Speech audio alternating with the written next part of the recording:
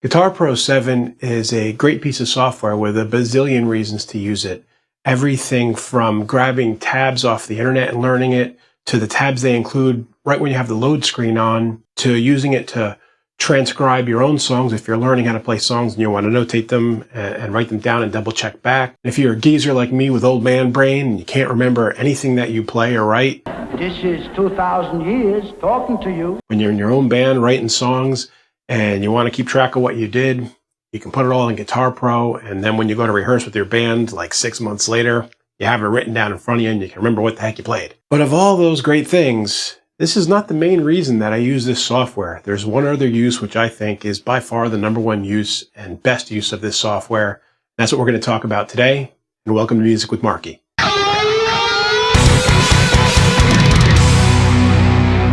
If you're a guitar player like me who likes to dip into a big old bowl of shreddies once in a while, shreddies, so good. You're going to come across licks and ideas that you're writing that when you first play them, obviously you can't play them up to speed yet. They're just ideas that you wonder if they're going to sound good when you play them at the tempo you want to play them at in a song. And it's always exciting to have that cool idea for a lead lick or something new, a pattern, whatever it is, and not be able to play it. And a couple months later, when you nail it and you've got it in a recording or an improv that you're doing, that's a real sense of accomplishment. But when you're first coming up with these ideas, you're not sure how they're going to sound when you play them at that speed.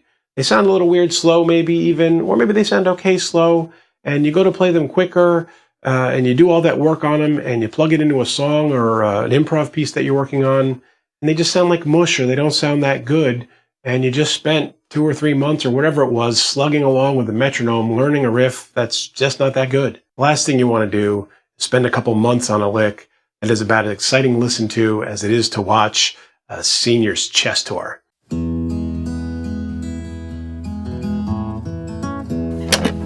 So with a piece of software like Guitar Pro, I can take these seeds of ideas and input them into the software and change the tempo to whatever I want, or make them 16th notes, 32nd notes, 16th note triplets, whatever it is that I think I'm going to be playing them at in a song, and hear it back before I ever did all that work. So let's take an example here. I have a solo part I played on a song, and right now I've got an idea for this slow sextuplet kind of riff that has a trippy spot that it returns in. It just has a weird sound to it, and I don't know if it's going to sound good when I play it up to the speed I want in the song. So here it is over the music, but played slow.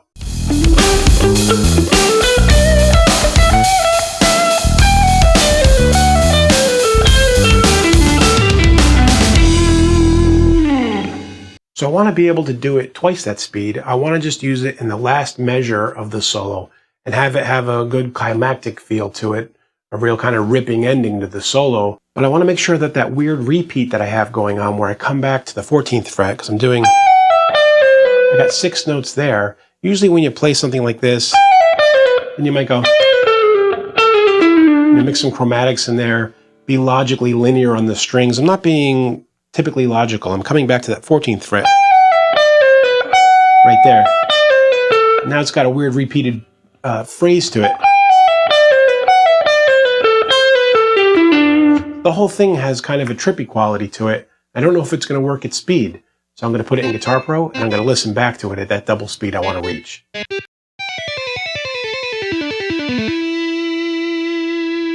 It's good. It's slinky and trippy just like I wanted. It feels like it's falling over itself at the beginning of it, and it comes together nicely at the end, has a good resolve. So now I can grab the metronome and practice it for a couple of weeks.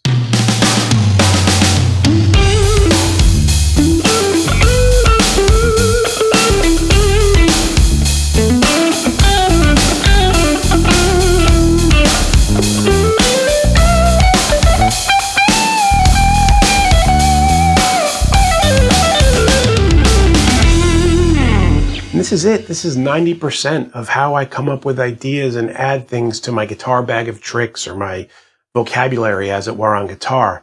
I have these ideas, I put them into Guitar Pro, and I create entire sheets of stuff that I practice for a month or 2 months at a time. For me, this is the most valuable use of this kind of software.